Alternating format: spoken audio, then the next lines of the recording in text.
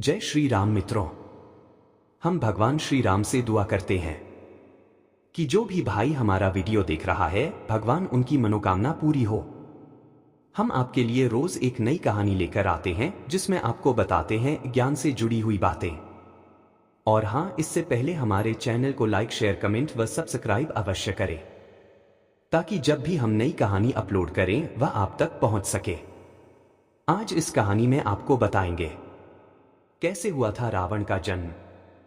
तो आइए कहानी शुरू करते हैं। लोग लंकापति रावण को अनीति, अनाचार, दंभ, काम, क्रोध, लोभ, अधर्म और बुराई का प्रतीक मानते हैं और उससे घृणा करते हैं।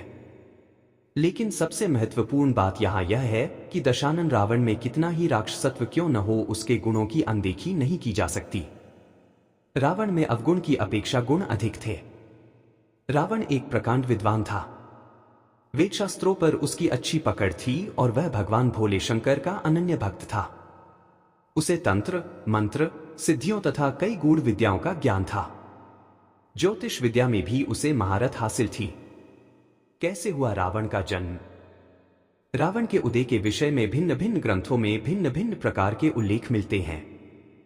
वाल्मीकि द्वारा लिखित रामायण महाकाव्य, पद्म पुराण तथा श्रीमद्भागवत पुराण के अनुसार हिरण्याक्ष एवं हिरण्यकशिपु दूसरे जन्म में रावण और कुंभकर्ण के रूप में पैदा हुए। वाल्मीकि रामायण के अनुसार रावण पुलस्त्य मुनि का पोता था, अर्थात उनके पुत्र विश्वश्रवा का पुत्र था। विश्वश्रवा की वरवर्णिनी और कैकसी नामक दो पत्नियां थीं। वरवर्णिनी के कुबेर को जन्म देने पर सौतियाडा वश कैकसी ने अशुभ समय में गर्भ धारण किया। इसी कारण से उसके गर्भ से रावण तथा कुंभकर्ण जैसे क्रूर स्वभाव वाले भयंकर राक्षस उत्पन्न हुए। तुलसीदास जी के रामचरितमानस में रावण का जन्म शाप के कारण हुआ है। वे नारद एवं प्रताप भानु की कथाओं को रावण के जन्म का कारण बताते हैं। पौराणिक कथा। इसके अनुसार भगवान विष्णु के दर्शन हेतु सनक, सनंदन आदि ऋषि बैकुंठ पधारे, परंतु भगवान विष्णु के द्वारपाल जय और विजय ने उन्हें प्रवेश देने से इनकार कर दिया। ऋषिगण अप्रसन्न हो गए और क्रोध में आकर जय विजय को शाप दे दिया कि तुम राक्षस हो जाओ। जय विजय ने प्रार्थना की व अपराध के लिए क्षमा मांगी। भगवान विष्णु ने भी ऋषियों से क्षमा करने को कहा। तब ऋषियों ने अपने शाप की तीव्रता कम की और कहा कि 3 जन्मों तक तो तुम्हें राक्षस योनि में रहना पड़ेगा और उसके बाद तुम पुनः इस पद पर प्रतिष्ठित हो सकोगे। इसके साथ एक और शर्त थी कि भगवान विष्णु या उनके किसी अवतारी स्वरूप के हाथों तुम्हारा मरना अनिवार्य होगा। शाप राक्षसराज लंकापति दशानन रावण के जन्म की आदि गाथा है। भगवान विष्णु के ये द्वारपाल पहले जन्म में हिरण्याक्ष व हिरण्यकशिपु राक्षसों के रूप में जन्मे। हिरण्याक्ष राक्षस बहुत शक्तिशाली था और उसने पृथ्वी को उठाकर पाताल लोक में पहुंचा दिया था। पृथ्वी की पवित्रता बहाल करने के लिए भगवान विष्णु को वराह अवतार धारण करना पड़ा था। फिर विष्णु ने हिरण्याक्ष का वध कर पृथ्वी को मुक्त कराया था। हिरण्यकशिपु भी ताकतवर राक्षस था और उसने वरदान प्राप्त कर अत्याचार करना प्रारंभ कर दिया था।